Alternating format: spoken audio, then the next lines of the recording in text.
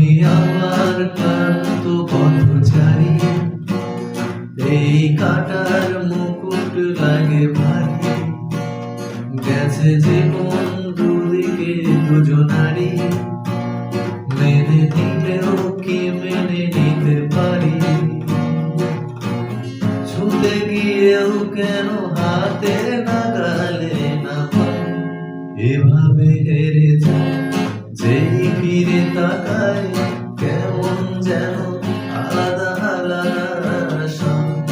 আলগা থেকে প্রায় খোঁজ করেছি তাই, কেমন যেন